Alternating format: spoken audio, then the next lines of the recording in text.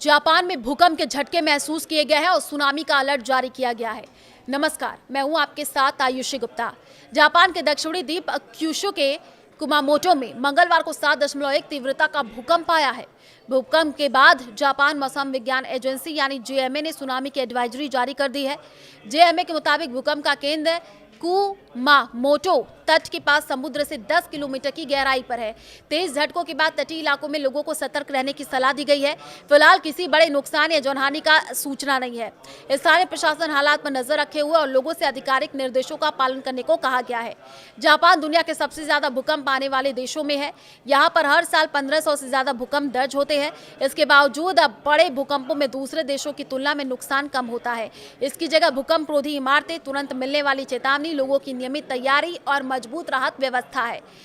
Kumamoto प्रीफेक्चरल museum of art ने बुधवार को बंद रहने का ऐलान किया है। संग्रहालय प्रशासन ने कहा कि यह फैसला सुरक्षा के एहतियाती कदम के तौर पर लिया गया है। वहीं पर जापान दुनिया के सबसे ज्यादा भूकंप प्रभावित देशों में से एक है। ये 4 बड़े टेक्टोनिक प्लेटों पर बसा है और प्रशांत महासागर के रिंग ऑफ फायर का हिस्सा है। हर साल यहाँ पर करीब 1500 भूकंप आते हैं, जिनमें से ज्यादातर हल्के होते हैं। जापान के कुमामोटो में आए भूकंप के बाद ऐतिहासिक कुमामोटो कैसल की पत्थर की दीवार की एक हिस्सा ढह गया। सोशल मीडिया पर सामने आए वीडियो में दीवार का हिस्सा पास के जलाशय में गिरता दिखाई दे रहा है। कुमामोटो कैसल जापान के सबसे प्रसिद्ध ऐतिहासिक स्थलों में गिना जाता है।